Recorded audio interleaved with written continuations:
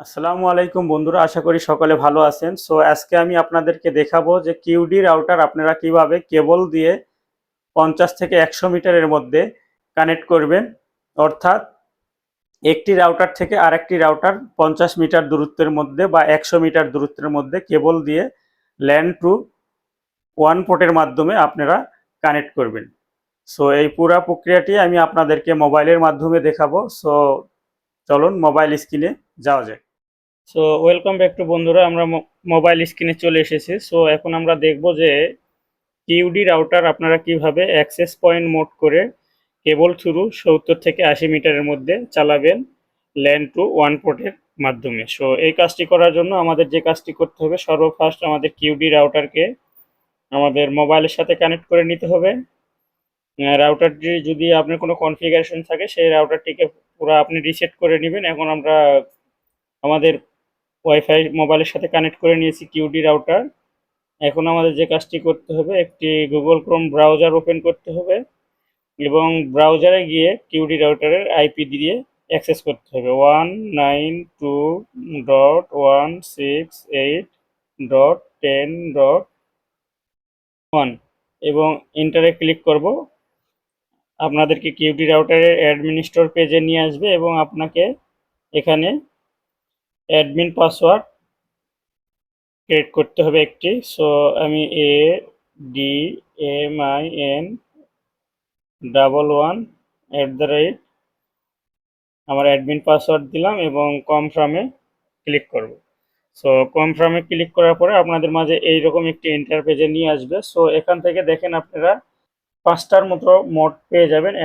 প্রথমটা হলো router mode, দ্বিতীয়টা যেটা আমরা কেবল থ্রু কানেক্ট করব ওয়্যারলেস অ্যাক্সেস পয়েন্ট, এবং তৃতীয়টা ওয়্যারলেস রেঞ্জ এক্সটেন্ডার যেটা আমরা হটস্পট রাউটারের signal to signal without cable use করতে পারবো, এবং ডাব্লিউপিএস মোড আছে এবং ক্লায়েন্ট মোড আছে। এখান থেকে আপনি ক্লায়েন্ট মোডেও কনফিগার করতে পারবেন। এখন আমাদের যে কাজটি করতে হবে এখানে ওয়্যারলেস অ্যাক্সেস পয়েন্ট মোডে আমরা ক্লিক করব এবং নেক্সটে ক্লিক করার পরে এখানে দেখেন আমাদের কান্ট্রি সিলেক্ট করা আছে এশিয়া ঢাকা। সো এখন আমাদের যে কাজটি করতে হবে টাইম জোনটি। সো এখন আমাদের নেক্সটে ক্লিক করতে হবে। দেখেন এখানে ল্যান টু ওয়ান এটা আপনাকে দেখিয়ে দিতেছে যে ল্যান টু ওয়ানে আপনাকে কেবল লাগাইতে বলতেছে। সো আমরা কেবল পরে লাগাবো, ফার্স্ট আমরা কনফিগার করব। দেখেন, সো ল্যান টু ওয়ান আমাকে একটি লেআউট দিয়েছে কিউডি রাউটার থেকে, এবং আমি এখন নেক্সটে ক্লিক করব। নেক্সটে ক্লিক করার পরে দেখেন আমাদের wifi name and password create করতে বলতেছে, একটা 2.4 গিগাহার্টজ এবং একটা 2.5 গিগাহার্টজ। সো আমি দুইটাই কনফিগার করে নিব। সো আপনিও সেম এইভাবেই করবেন। আমি আমার চ্যানেলের নাম দিলাম MTB, এবং এখানে অবশ্যই WPA2 কে সিলেক্ট রাখতে হবে, এবং এখানে আমি আমার পাসওয়ার্ড দিব।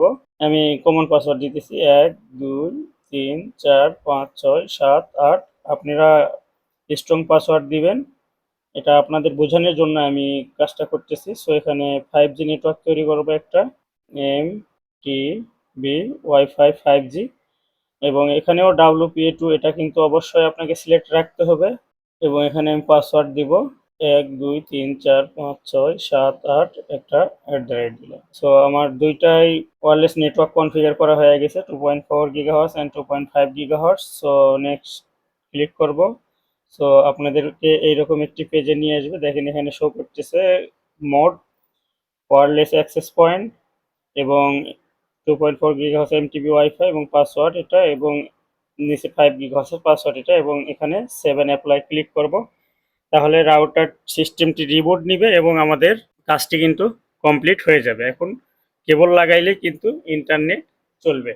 মেইন রাউটারের ল্যান পোর্ট থেকে সেকেন্ড রাউটারের আপনি ওয়ান পোর্টে লাগাই দিবেন। সো আমাদের রাউটার রিবুট হওয়ার পরে আমরা আমাদের রাউটারটাকে পুনরায় আমাদের মোবাইলের সাথে কানেক্ট করব। দেখেন আমাদের রাউটারটা কিন্তু কনফিগার হয়ে গেছে। সো আমি এখানে কানেক্ট করলাম।